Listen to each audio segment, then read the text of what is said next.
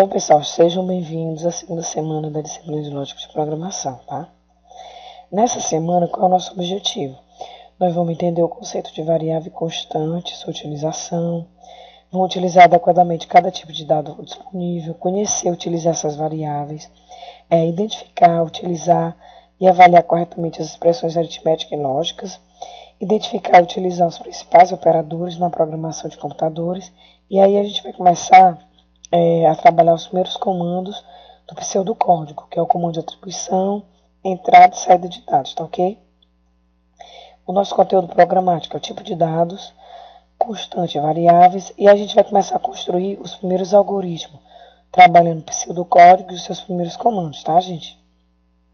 Nossa semana a gente vai ter uma videoaula da unidade 2, uma atividade de casa, um fórum de discussão e atividade no Moodle, não é que é atividade Hot Potato, tá ok? Então a gente precisa entender o primeiro conceito, que é de informação. O que é informação? Ela é formada pelas instruções mais os dados. O computador ele realiza sua tarefa trabalhando as informações contidas em sua memória. Tais informações podem ser classificadas conforme dois tipos básicos: instruções e dados, né? Entende por instruções os comandos de funcionamento da máquina. A gente já falou sobre isso na aula passada, que determina o modo como devem ser tratados os dados. E os dados correspondem às informações a serem processadas pelas instruções. Então, a informação é formada por instruções mais dados. Os dados são os elementos brutos. E aí, quando você coloca uma instrução, uma sequência nesses dados, eles passam a ser tratados como informação. Então, é isso que a gente vai trabalhar aqui na lógica da programação, tá ok? As informações é um produto do tratamento, processo, análise ou interpretação posterior dos dados, tá, gente? E aí os dados que a gente vai trabalhar: dados constantes e dados variáveis. São dados constantes que não sofrem alteração durante a execução do programa. E dados variáveis são que podem sofrer alteração durante a execução do programa. Aqui a gente tem como dados constantes a velocidade da luz, que ela já tem um valor. Por exemplo, pode determinar o valor do dólar, né? Durante o programa você já define o valor da moeda e aí você vai utilizar esse valor durante toda a execução do programa. E dados variáveis são dados que podem sofrer alteração durante a execução do programa. É o valor da temperatura, é o valor da velocidade do vento, por exemplo. E aí a gente já sabe esses conceitos, a gente tem que saber quais são os dados primitivos que a gente vai utilizar dentro do nosso algoritmo. São os inteiros, reais, caracteres e lógicos. Vamos ver o conceito de cada um deles com exemplo, tá ok? O primeiro tipo que a gente vai ver são os inteiros, que são dados primitivos inteiros. São caracterizados por dados numéricos positivos ou negativos, excluindo os fracionários. Por exemplo, todo número que a gente conhece, 10, 15, 35, menos 35, são números inteiros, são números que não são fracionários e podem ser negativos. Os números reais são dados numéricos positivos e negativos, contendo os fracionários. Então, toda vez que você tem números fracionários, você tem números reais. Quer dizer, professora, que os números inteiros eles também podem ser reais? Pode. Mas aí, quando a gente trabalha o número real, a gente define que a gente vai trabalhar especialmente os fracionários, tá? Podendo ser positivo ou negativo. E os caracteres são sequência contendo letras, números e símbolos especiais. Toda vez que você tem um nome, ou você tem uma sequência de nome com número, aí você considera isso como um caractere. Tá? Um espaço também é um caractere, um símbolo é um ponto de interrogação, exclamação, também são caracteres, né? Que a gente chama de alfanumérico. E os lógicos são dados que a gente pode dizer que seja verdadeiro ou falso, sendo que esse tipo poderá representar apenas esses dois valores. Por exemplo, você vai precisar de uma condição, você quer que dentro do algoritmo tenha uma variável que seja verdadeira ou falsa, então aí ela vai ser considerada um tipo de variável lógico, tá? E as constantes. Em informática, o conceito de constante é muito importante. É um espaço físico na memória, né? Ela é identificada por um nome, também chamado de identificador, e pode conter dados de algum determinado tipo de primitivo, tá? Ela pode ser inteiro, real, caractere ou lógico. O conteúdo armazenado não pode variar durante a execução do programa a qual ele pertence. Isso a distingue das variáveis, porque uma variável constante, ela possui um mesmo valor durante toda a execução do programa. é um determinado valor fixo, que não se modifica ao longo do tempo, durante a execução de um programa. Conforme o seu tipo, a constante pode ser classificada como numérica, lógica ou literal, tá ok? Então, constantes. Tem como definição de constante todo aquele que é fixo ou estável. Existirão vários momentos que esse conceito deverá estar em uso quando desenvolver programas. Exemplo, constante π igual a 3.14159. Então, você vai definir no seu pseudocódigo, né, no seu algoritmo, que a constante π é 3.14159. Então, esse valor aqui ele vai ser o mesmo do início ao fim. Onde aparecer π, você já sabe que é esse valor constante, tá ok? Variáveis. O conteúdo de cada endereço lógico pode variar, ou seja, mudar de valor ao longo da execução do programa. Desde que não seja constante, o valor da variável ela pode mudar. Convencionou-se chamar de variável a referência a cada endereço lógico. O que você está fazendo? Você está armazenando um valor e endereço lógico no computador. E aquele valor você vai precisar usar durante o programa e esse valor vai se alterando, ou seja, você vai mudando aquele valor que está naquele endereço lógico do computador. Na variável, ela possui 3 atributos: o nome, o tipo, que a gente já viu os tipos primitivos, inteiro, real, lógico, caractere, e a informação que a gente vai armazenar nele, tá? Cada linguagem de programação estabelece suas próprias regras de formação de número de variáveis. Todavia, a maioria delas adota a seguinte regra. Então, a variável, para você criar uma variável, existem as regras. E aí depende muito de cada linguagem, mas aqui as regras básicas são essas. O nome de uma variável deve necessariamente começar com a letra, tá? Você não começa com símbolo, não começa com número, começa sempre com letra. O nome da variável não deve conter nenhum símbolo especial, exceto a sublinha e nenhum espaço em branco. Você não pode colocar cedilha, você não pode colocar símbolo, palavra acentuada, como nome de variável. Você pode nem colocar espaço. Tipo, você vai colocar um nome, vou botar meu nome, Nádia, espaço Mendes. Não pode ser isso aí, nome de variável. Por quê? Porque se eu deixar esse espaço em branco entre um nome e outro, dá erro. Se você achar que quer colocar um nome maiorzinho, coloca no espaço, coloca sublinha, que é esse símbolozinho daquele que é o tracejado embaixo. E aí começa de novo outra variável, assim pode. E o nome da variável não pode ser uma palavra reservada à instrução do programa. Por exemplo, algumas palavras reservadas, a gente vai conhecer já já algumas. Então, tipo, você tem uma palavra que você quer colocar no seu como nome de variável, mas essa palavra já existe na linguagem. Então, você não pode usar essa palavra como variável, tá ok? Ó, o exemplo aqui são os tipos, né? Toda variável utilizada em um algoritmo, ela deve ser definida antes de ser utilizada. Isso se faz necessário para permitir que o compilador reserve o espaço na memória para as mesmas. São exemplos de variáveis. Aqui só algum exemplo de definição, né? Uma forma que pode ser definida: nome, caractere 30. Caractere, quando a gente cria uma variável do tipo caractere, a gente tem que dizer quantas letras eu quero naquele nome. Então aqui eu coloquei que são 30, até 30. Idade é inteiro, salário é real, tem filhos é lógico. Esse salário aqui seria o caso que uma variável que não pode ser um exemplo de variável, porque ela possui um acento. Então, nesse caso, não pode. Nesse caso aqui que eu falei para você, ó, tem filhos. Tem. Se eu tivesse deixado um espaço em branco, estava errado, mas como eu coloquei a sublinha, então tá ok. São variáveis que pode, tirando esse símbolo de acento, seria real, seria normal, tá ok? Os operadores aritméticos.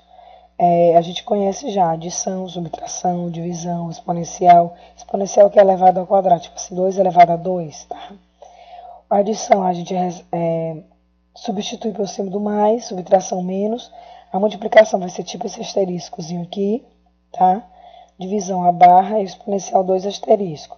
A hierarquia dos operadores. Primeiro a gente considera o que tem no parêntese, depois exponenciação, depois multiplicação ou divisão, que aparecer primeiro, depois adição ou subtração, que aparecer primeiro. Aqui quando a gente for resolver uma operação matemática, né, que utiliza esses operadores aritméticos, então, a gente precisa saber o que a gente faz primeiro. Primeiro a gente vai resolver o que tem no parêntese, depois exponenciação, depois multiplicação, divisão, depois adição ou subtração. Os operadores relacionais a gente vai usar a a partir da próxima semana, que é o igual, diferente. Pode ser esse símbolo maior ou menor, ou esse símbolozinho aqui do sustenido. Maior que, menor que, a gente já conhece. Maior igual, menor igual, a gente usa o símbolo do igual. Então, são símbolos de operadores relacionais que a gente pode estar utilizando a partir da nossa próxima aula, ok? Então, pessoal, a gente precisa saber essa tabelinha verdade, que é que a gente vai trabalhar quando a gente começa a ver as operações lógicas, tá? Então, ó, quando eu tiver uma situação verdade e verdade, o resultado vai ser verdade. Quando eu tiver uma situação verdade e falso, o resultado vai ser falso. Quando eu tiver a situação falso e verdadeiro, o resultado é falso. Quando eu tiver a situação falso e falso, o resultado é falso. Tá? Por exemplo, eu tenho uma condição 5 é maior que 4. Verdade ou é falso? Falso. Né? E eu tenho outra situação.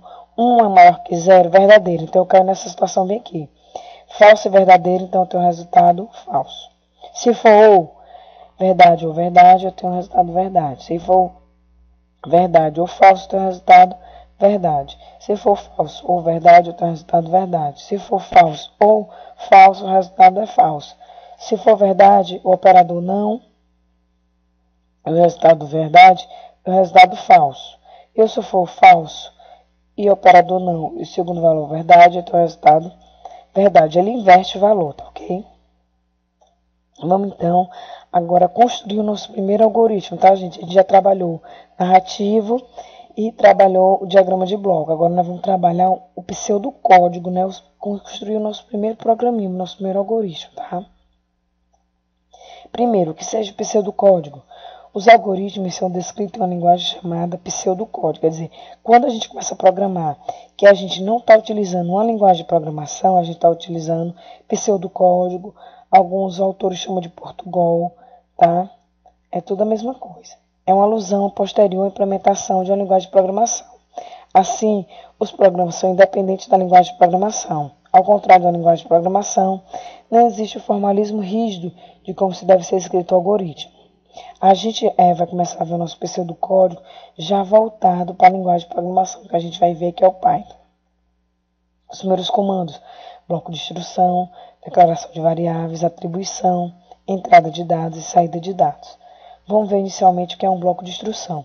É o seguinte, pessoal, a gente sabe que o algoritmo ele tem que ter o que? Início e fim. Então, quem define esse início e fim são os blocos de instruções. A utilização de um bloco de instrução deixa claro onde a sequência de instruções inicia e onde a sequência termina. Um bloco apresenta o início e o término do conjunto de instruções que serão executadas em sequência.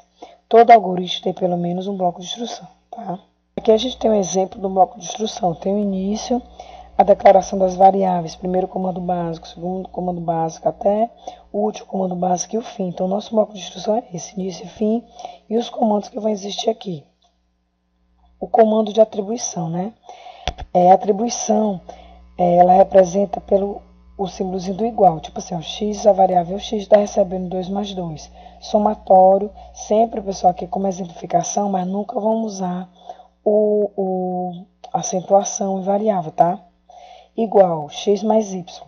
Por somatório, está recebendo, estou atribuindo x mais y por somatório. Y é igual a 3,9 multiplicado por z, multiplicado por 1 menos z. A expressão do lado direito é avaliada para produzir um valor que depois é associado à variável do lado esquerdo da expressão. Então, estou dizendo, sempre quando eu tiver igual, estou dizendo que 2 mais 2 está sendo atribuído por x. Ou x mais y está sendo atribuído por somatório. Ou essa expressão aritmética todinha está sendo atribuída para o y. Aqui a gente sabe como é que funciona a questão da atribuição. Antes, a variável x recebe 1, né?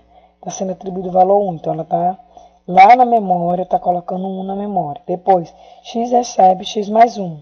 Estou dizendo que o valor do x, que já é 1, né? Que vai receber mais 1. Então, ela passa a ser o quê? 2. Então, lá no local do computadorzinho, onde está na memória, ele vai receber o número 2, tá ok? Então, isso é atribuição.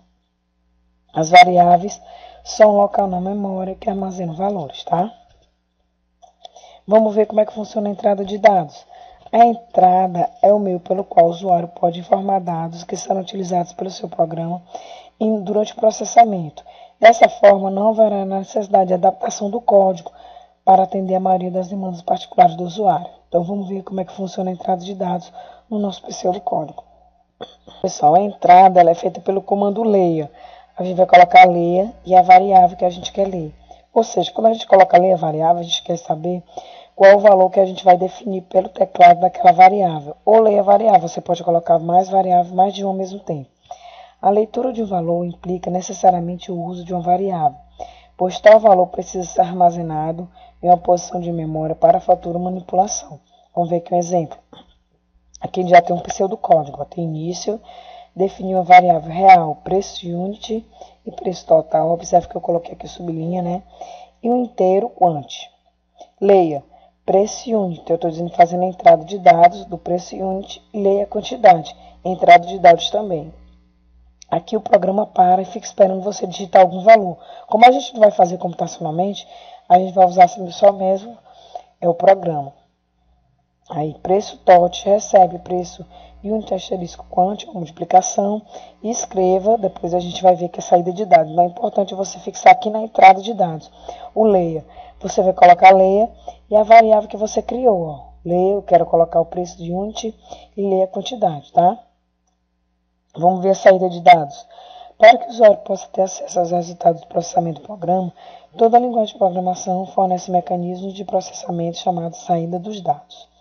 Como é que a gente faz a saída? Já tinha mostrado para vocês aqui no programa, quando eu mostrei a entrada, que apareceu um escreva, né? Então vamos ver como é que funciona esse escreva, que é a saída de dados.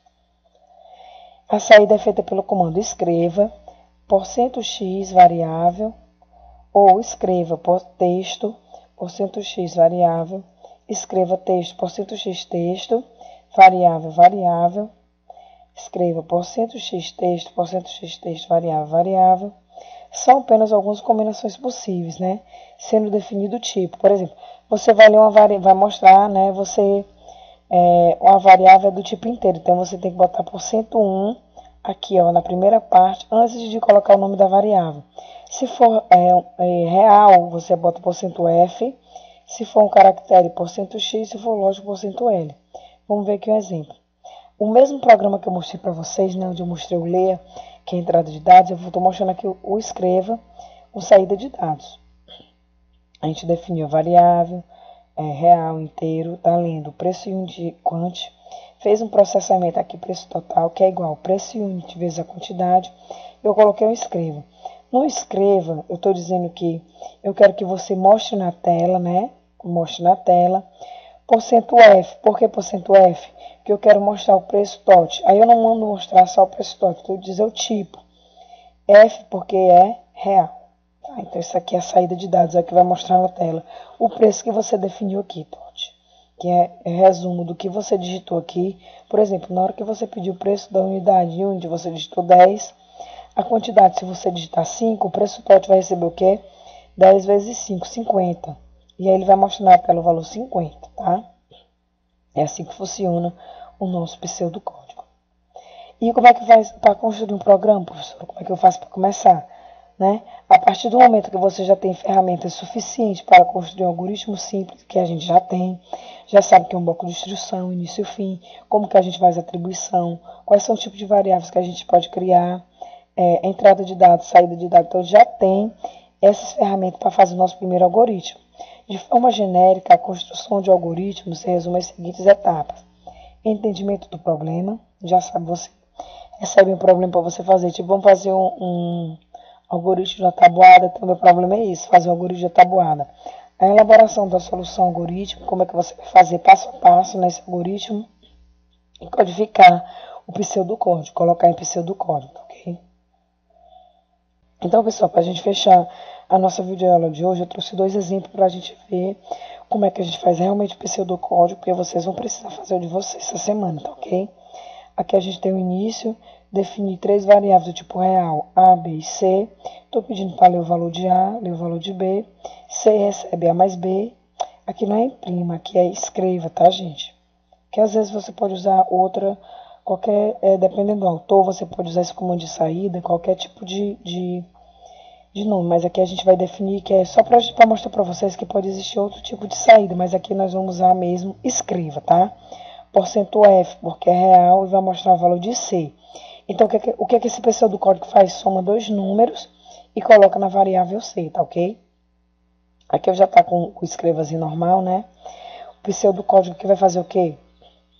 Ele vai calcular a área de um círculo, né? Ou vai definir π real, raio e área também. Π aqui ela é igual a 3.14, estou atribuindo o valor 3.14 para π. Depois, estou mostrando a tela, digite o raio, leia raio, né? Tá valendo ler o valor do raio. Raio é igual a π, asterisco, raiz, raio. O que é esse raiz, professora? Que nome é isso aí? O raiz é uma função que serve para calcular a raiz quadrada de qualquer variável, né? Então, quando eu coloco raio, ele não vai mostrar lá o raio, vai mostrar a raiz quadrada do raio, tá? Essas dicasinhas vocês vão conhecendo aos poucos, né? Nas linguagens.